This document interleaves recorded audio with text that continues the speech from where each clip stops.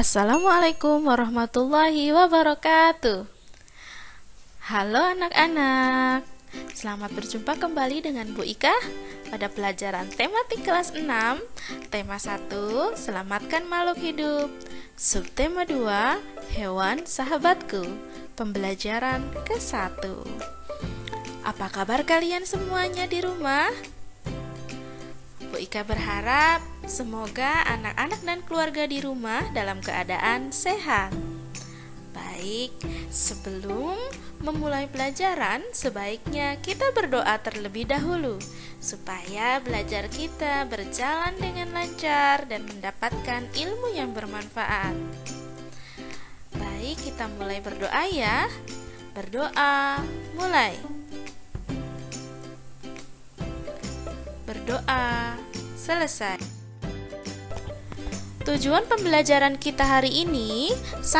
Setelah mendengarkan teks laporan yang dibacakan, siswa mampu menemukan ide pokok dengan bantuan diagram. 2. Siswa mampu mengklasifikasi hewan berdasarkan cara perkembangbiakannya secara ovipar dan vivipar serta manfaatnya. 3. Siswa mampu melaporkan hewan berdasarkan cara perkembangbiakan secara ovipar dan vivipar melalui tabel dan manfaatnya dengan benar. 4. Siswa mampu menyebutkan kehidupan ekonomi dari negara ASEAN terkait kondisi geografisnya dengan benar. 5. Siswa mampu menulis laporan tentang perbedaan kehidupan ekonomi dari dua negara terkait kondisi geografisnya dengan benar melalui diagram Venn. Marilah kita mulai pelajarannya. Coba perhatikan, ada gambar di sini. Gambar anak-anak Udin dan teman-temannya sedang merawat hewan. Di sana terlihat ada sapi, kambing, bebek, ayam, dan ikan. Apakah kamu penyayang hewan? Apa saja manfaat yang diperoleh manusia dari hewan? Bagaimana cara hewan berkembang biak? Ayo, kita pelajari. Ayo mengamati. Negara-negara di Asia Tenggara memiliki banyak jenis hewan. Beberapa di antaranya ada yang dijadikan sebagai makanan, simbol negara, atau dijadikan binatang peliharaan. Perhatikan gambar ini. Dalam gambar terdapat gajah putih. Gajah putih dianggap suci oleh beberapa negara di Asia Tenggara, seperti Myanmar, Kamboja, dan Thailand. Menjaga gajah putih adalah usaha yang sangat mahal, karena pemiliknya harus menyediakan makanan khusus untuk gajah. Indonesia dikaruniai luas wilayah lautan lebih besar dibanding luas daratan. Luas lautan Indonesia mencapai 5,8 juta kilometer persegi. Di dalam lautan Indonesia tersimpan potensi perikanan yang cukup besar. Salah satunya ikan tuna. Ikan tuna adalah salah satu ikan yang paling banyak dicari negara lain, seperti Jepang, Amerika Serikat, dan Uni Eropa. Baiklah, perlu kalian ketahui bahwa setiap hewan memiliki kemampuan berkembang biak. Dengan berkembang biak, hewan dapat melestarikan jenisnya.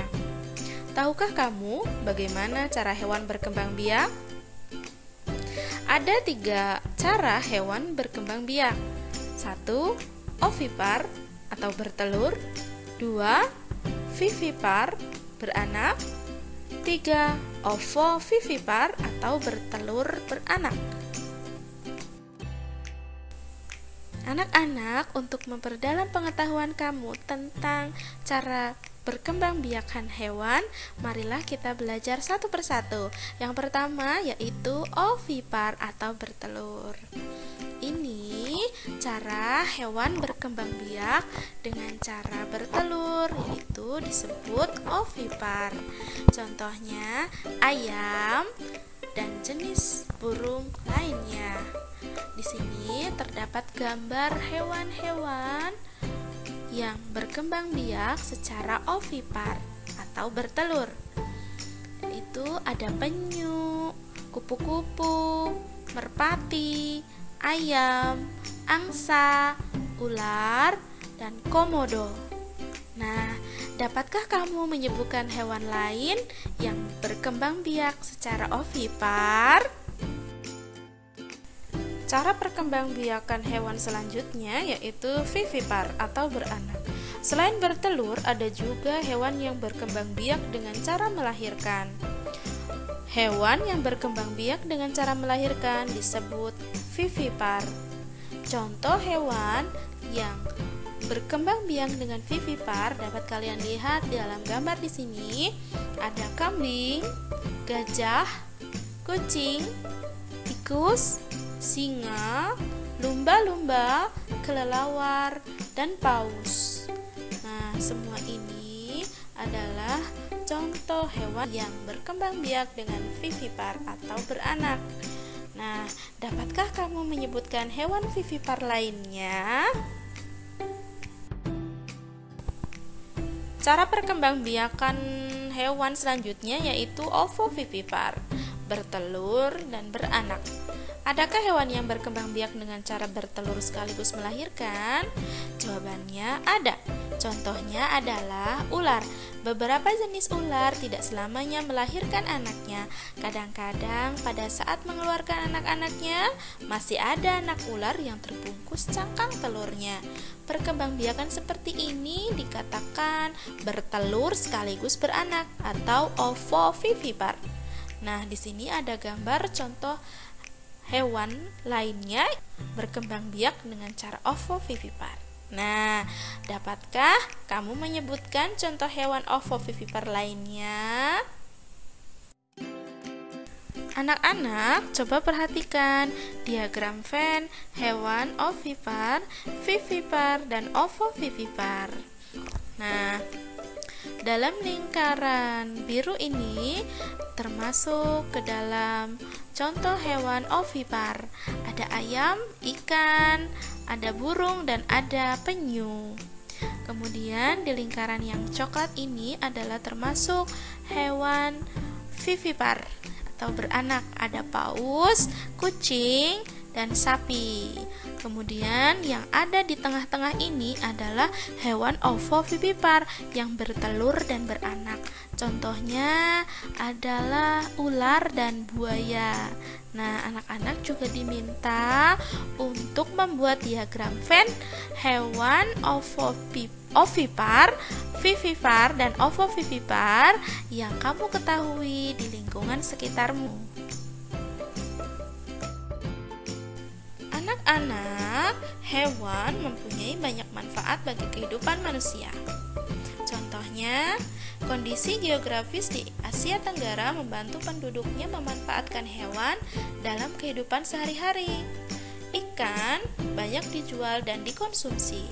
Hewan ternak banyak yang dijual di dalam negeri, bahkan sampai ada yang mengekspornya. Marilah kita belajar tentang potensi ekonomi negara-negara anggota ASEAN. Kawasan Asia Tenggara terletak pada jalur perdagangan dunia. Kawasan ini menjadi jembatan antara kawasan Eropa dan Asia Timur. Oleh karena itu, Asia Tenggara menjadi wilayah persaingan bagi pihak-pihak yang ingin memanfaatkan kedudukan strategis kawasan ini. ASEAN berperan sebagai wadah untuk menghindari persengketaan yang mungkin timbul. Dengan posisi yang strategis ini, setiap negara di kawasan Asia Tenggara memiliki kekayaan sumber daya yang menjadi kekuatan negara. Brunei Darussalam. Brunei Darussalam merupakan negara anggota ASEAN. Negara ini terkenal dengan kekuatan sumber daya alam berupa minyak bumi dan gas alam. Brunei menjadi negara di Asia Tenggara yang memiliki pendapatan per kapita tertinggi karena gas alamnya. Negara anggota ASEAN selanjutnya yaitu Filipina. Filipina adalah sebuah negara kepulauan yang mata pencaharian sebagian penduduknya adalah di bidang pertanian. Filipina berhasil menjadi salah satu negara di dunia yang dapat membangun dan mengembangkan pertaniannya dengan baik. Beberapa produk unggulan hasil pertanian diekspor ke berbagai negara seperti nanas, padi, kelapa, dan gula. Hasil pertanian ini juga yang menunjang perkembangan ekonomi negara ini.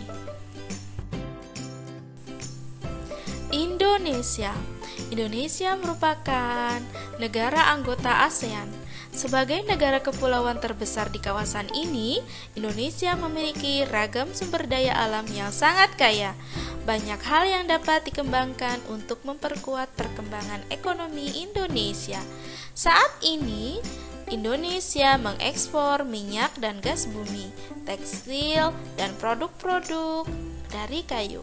Pertambangan menjadi salah satu pintu masuk para pengusaha mancanegara ke Indonesia.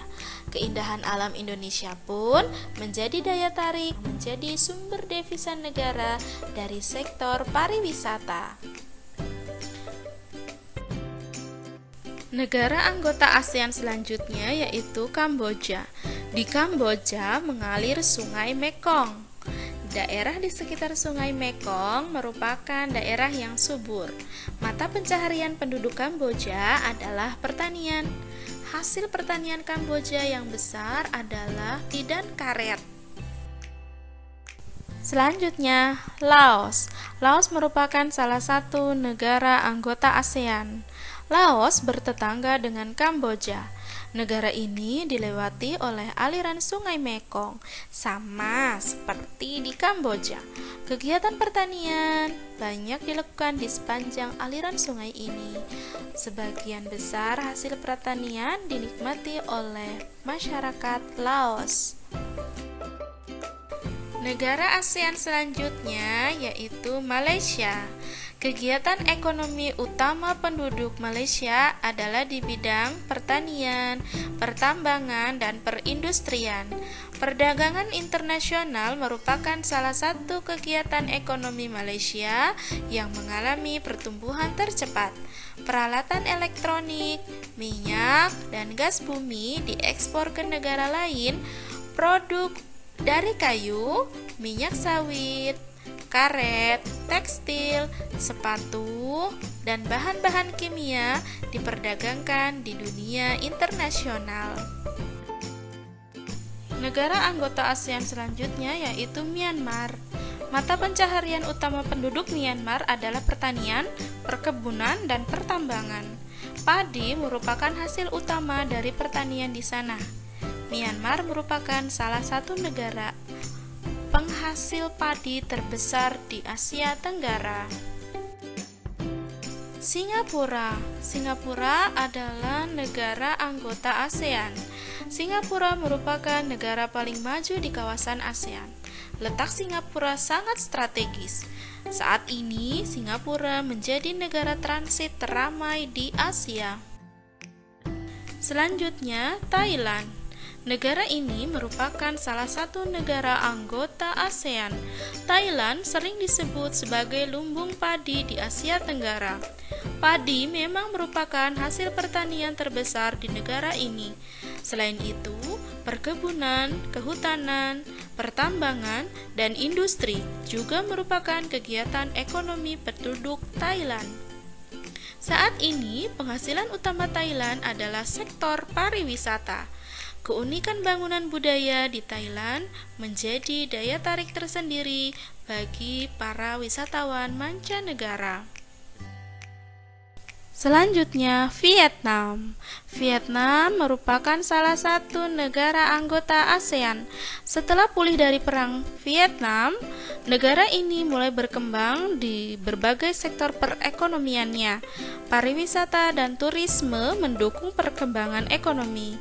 Bidang pendukung lainnya seperti usaha jasa di bidang perhotelan, restoran, serta transportasi juga berkembang dengan pesat. Anak-anak, dari pelajaran sebelumnya, kamu sudah memilih dua negara ASEAN dan membandingkannya dalam hal kehidupan sosial budaya. Untuk melengkapi informasimu tentang kedua negara tersebut, bandingkanlah negara-negara tersebut dari kehidupan ekonominya dengan memperhatikan apa yang dijelaskan tadi di atas. Tuliskan hasilnya dalam bentuk diagram Venn yang ada di buku paket tematik kelas 6, tema 1, subtema 2, pembelajaran 1, halaman 71.